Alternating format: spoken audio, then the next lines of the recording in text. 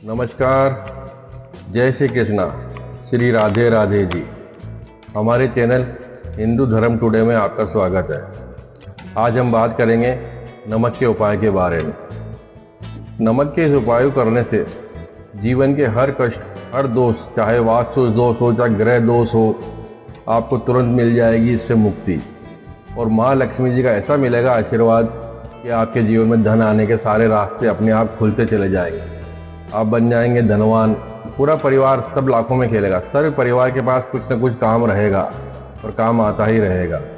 हजारों साल से राजा, महाराजा, जमींदार, बड़े बड़े धनवान लोग इस उपाय को करते हुए आ रहे हैं और हम छोटे मोटे लोग खाली इस पर विचार करते रह जाते हैं कि ये सही है या गलत है। खाली ये इस बातों के ऊपर ही आपस में विचार करते हुए रह जाते हैं, इसको करते नहीं हैं। बड़े लोग इसको कर लेते हैं लेकिन किसी को कुछ बताते नहीं। नमक के उपाय के बारे में जानने से पहले हम थोड़ा सा नमक के बारे में जान लेते हैं। आपने हमेशा लोगों के मुख से ये सुना होगा कि मैंने इस घर का नमक खाया है या मुझे नमक का कर्ज चुकाना है। पुराने समय में लोग नमक का कर्ज चुकाने के लिए अपनी जान तक की परवाह नहीं करते थे। इसी तरह देवी देवता भी अगर किसी का नमक खा लेते थे तो उनको भी उनका नमक का कर्ज चुकाना पड़ता था। इसलिए भगवान के प्रसाद में कभी भी नमक नहीं मिलाया जाता। भगवान के भोग में नमक मिलाया ही नहीं जाता, क्योंकि नमक मिला हुआ भोग भगवान स्वीकार ही नहीं करते हैं। क्योंकि भगवान जानते हैं अगर मैंने इसका नमक खा लिया तो मुझे इसका कर्ज चुकाने के लिए इसका साथ देना पड़ेगा। अब ये पाप कर्म करता है, इसकी इच्छाएं गलत है और गलत इच्छाओं के लिए मनोकामना करेगा, तो मुझे इसकी मनोकामनाएं पूर्ण करनी पड़ेगी क्योंकि मैंने इसका नमक खाया है। इसलिए भगवान कभी भी नमक मिला हुआ भोग खुद ही स्वीकार नहीं करते। इसलिए भगवान के भोग में नमक कभी नहीं मिलाया जाता है। जैसे उदाहरण के लिए अभी आप लोग, कई बार आपने देखा होगा घर में मेहमान आते हैं, रुक जाते हैं, कुछ खाना वाना खाते हैं या कोई एक दो दिन रुक जाता है, कभी रुकते हैं, लेकिन जब वो जाने लगते हैं तो घर के बच्चों को, बड़ों को, किसी को भी कुछ न कुछ रुपया पैसा दे करके जाते हैं। ऐसा क्यों करते? ऐसा क्यों है? ये परंपरा क्यों है? ये परंपरा इसलिए बनी ताकि जिस घर में रहे या रुके वहाँ कुछ भी खाया तो गलती से वहाँ का नमक उन्होंने खाया तो कम से कम उस नमक की कीमत उन्होंने वहीं के वहीं अदा कर दी। वहीं की वहीं अदा कर दी तो उसका मतलब वो कर्ज उनके सर पे नहीं चढ़ेगा। अब आप उनके घर से खाना ना खा के तो आ गए। अब आने के बाद में एक दिन बाद में, 2 दिन बाद में आप उनके पास कुछ उपहार भेज रहे हैं या वो कुछ भी भेज रहे हैं, उसकी मान्यता नहीं होती है। बाद में आप लाखों रुपए दे दो तो भी आपका नमक का कर्ज नहीं चुकेगा। वो किस रूप में आपको चुकाना पड़ेगा आप खुद नहीं जानते हैं कि कहाँ जाके आपको चुकाना पड़ेगा। इस जीवन में चुकाना पड़े या अगले जीवन में चुकाना पड़े, लेकिन चुकाना जरूर पड़ेगा। इसलिए आप भी याद रखें, कभी भी जब किसी के यहाँ अगर आप कुछ खा लेते हैं, आपको लगता है मैंने इनके यहाँ का नमक खाया है, तो उनके बच्चों को या उनको किसी भी रूप में रुपया पैसा छोटा मोटा कुछ दे के अवश्य आए। अब लोग ऐसा भी कहते हैं कि भाई अधर्मी के यहाँ, पापी इंसान के यहाँ या ऐसे इंसान के यहाँ घर का खाना नहीं खाना चाहिए या उनका नमक नहीं खाना चाहिए। अब आज के समय में आप कैसे मालूम चलोगे कि ये अधर्मी है, ये पापी है? हर इंसान के मन में पाप है। हर इंसान खुद का भला और दूसरों का बुरा सोचता है। तो आप किसके घर का खाना खाएंगे, किसका घर का नहीं खाएंगे। इसलिए ऐसी मत सोचिए। सिर्फ आप किसी के भी घर का खाना खाएं तो वहाँ से निकलते वक्त या वहाँ से आते वक्त रुपया, 2 रुपया, 5 रुपये कुछ भी बच्चों को दे दे, उनको दे दे, नहीं तो उनके यहाँ रख के आ जाए। बस इसी से आपका कर्ज वहाँ का नमक का कर्ज वहीं का वहीं चुकता हो जाएगा। आगे के लिए वो फॉरवर्ड नहीं होगा। नमक के बारे में बात करेंगे तो यह वीडियो बहुत लंबा हो जाएगा। नमक का उपाय तंत्र शास्त्र में तंत्र शास्त्र में बहुत वर्णन किया गया है और इसका उपयोग सबसे ज़्यादा तंत्र शास्त्र में ही किया जाता है। तंत्र शास्त्र का बिल्कुल छोटा सा परिचय बताता हूं।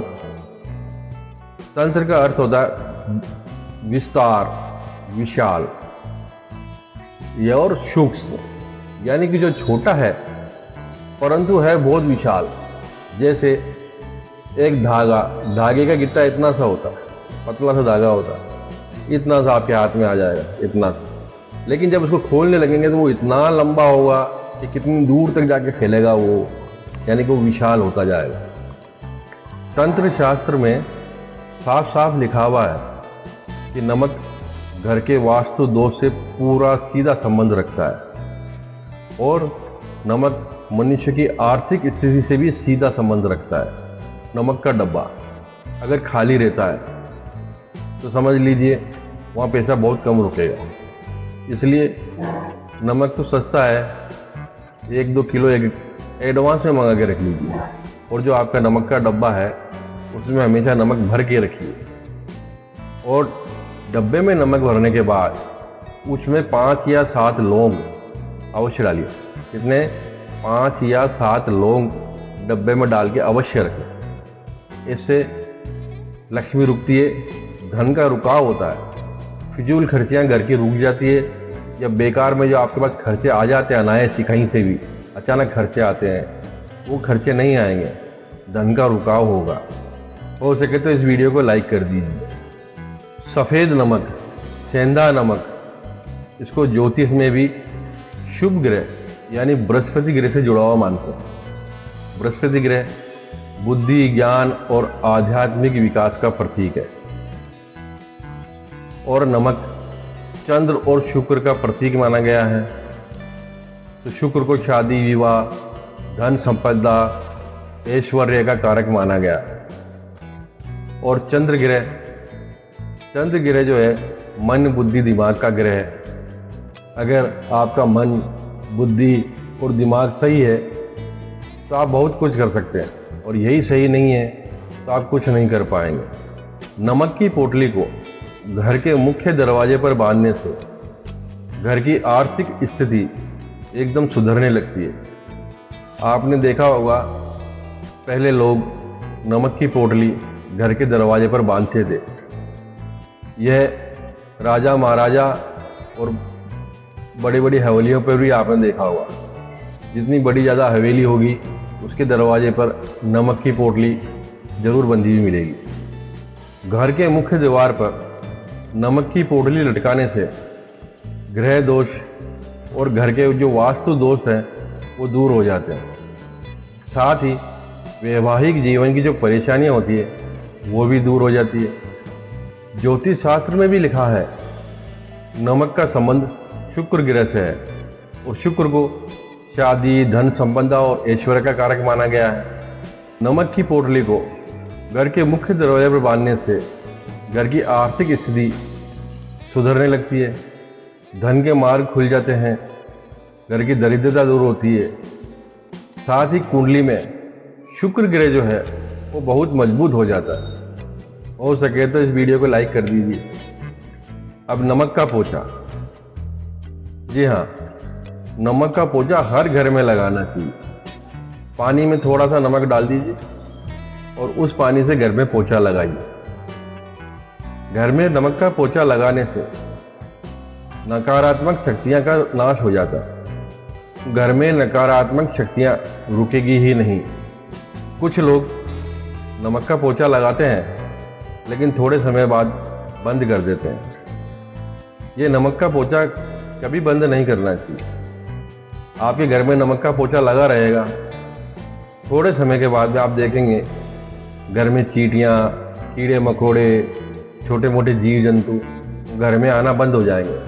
ये चींटियाँ, कीड़े मकोड़े, जीव जंतु ये सब नकारात्मक शक्तियाँ हैं, अपने साथ में नकारात्मक शक्तियाँ लेकर आते हैं। इसलिए नमक का पोछा तो हमेशा आपको लगाते रहना चाहिए। हाँ, सिर्फ एक गुरुवार का दिन होता है, याद रखिए गुरुवार के दिन कभी घर पे पोछा मत लगाइए। गुरुवार के दिन घर में पोछा नहीं लगाना चाहिए। इससे नकारात्मक शक्तियों को घर में प्रवेश करने का मौका मिलता है। इसलिए सिर्फ गुरुवार के दिन घर में पोछा नहीं लगाना चाहिए। नमक का एक छोटा सा उपाय आपने अधिकतर किसी भी ज्योतिषी के मुंह से सुना होगा। दही में काला नमक डालकर खाने से जो 9 ग्रह होते हैं, 9 ग्रह की पीड़ा समाप्त हो जाती है। ये सही है, आपको दही में काला नमक डालकर खाना चाहिए। इससे 9 ग्रह की पीड़ा समाप्त हो जाती है। और सबसे ज़्यादा अच्छा है मंगलवार और शनिवार। मंगलवार और शनिवार के दिन तो दही में काला नमक डालकर अवश्य खाना चाहिए। आपके घर में या बाहर किसी को भी अगर आप तनाव में, टेंशन में, चिंता से गिरावट देखते हैं और वो चिंता की वजह से हमें चिंतित ही रहता है, उसकी मानसिक स्थिति, दिमागी स्थिति बिगड़ती जा रही है और वह चिंता ही चिंता में घुलता जा रहा है, चिंता में ही रहता है, तो उसके लिए आप उसके लिए काम कीजिए। उसके हाथ में एक मुट्ठी नमक उसकी मुट्ठी में दे दीजिए और उससे कहिए इस नमक को अपने ही सर के ऊपर घड़ी जैसे घूमती है क्लॉकवाइज, जिस दिशा में घड़ी घूमती है वैसे ही आपको क्लॉकवाइज 7 बार घुमाना। 7 बार घुमाने के बाद तो उस नमक को घर के बाहर लाकर एक साइड में नमक को डाल के उसके ऊपर साफ पानी डाल के उसको बहा दीजिए। साफ पानी डाल दीजिए, नमक बह जाएगा। इससे तुरंत ही थोड़े ही समय में उसको शांति महसूस होगी और 5-7 दिनों के अंदर तो उससे धीरे धीरे उसकी चिंताओं से उसको मुक्ति होने लगेगी। अगर घर में क्लेश रहता है और पति पत्नी में बात बात में विवाद होता है, छोटी से छोटी बात पे झगड़े होते रहते हैं, वैवाहिक संबंध उनका बिगड़ रहा है, तो उनके बेडरूम में एक कटोरी में थोड़ा सा नमक डालकर किसी भी कोने में रख दीजिए, कहीं भी रख दीजिए और हर 15 दिन बाद में उसका नमक बदल दीजिए।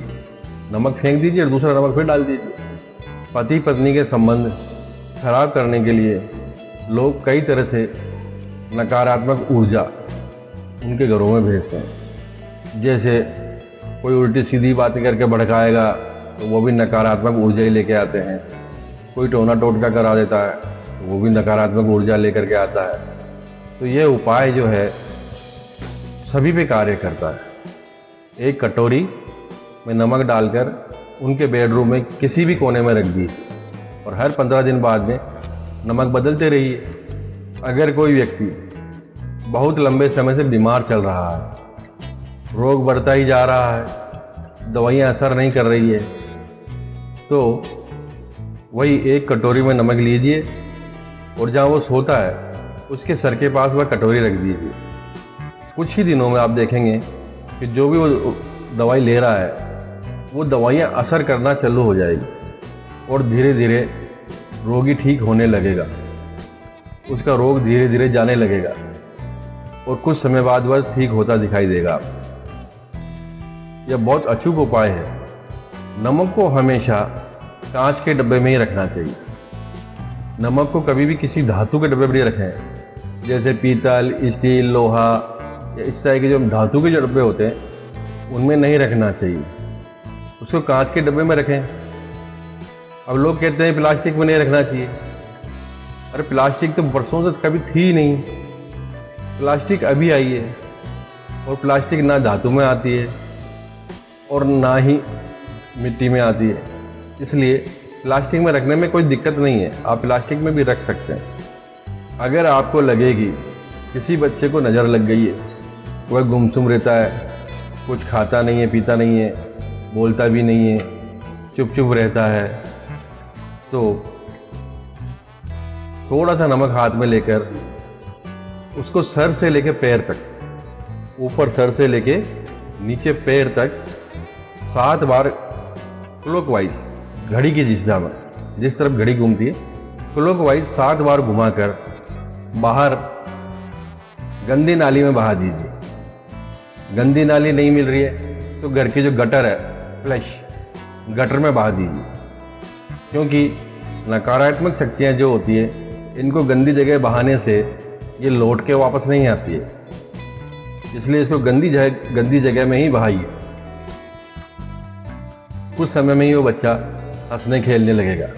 अब आते हैं उस महा उपाय के बारे में जिसका आप लोग इंतजार कर रहे थे, जो वीडियो के शुरू में मैंने बताया था। अगर आपके पास धन आना बंद हो गया है, आप बहुत मेहनत करते हैं, बहुत परिश्रम करते हैं, परंतु आपको फल नहीं मिलता है, आपके जीवन में फिजूल खर्ची बढ़ती ही चली जा रही है, तो एक छोटा सा उपाय कर लीजिए।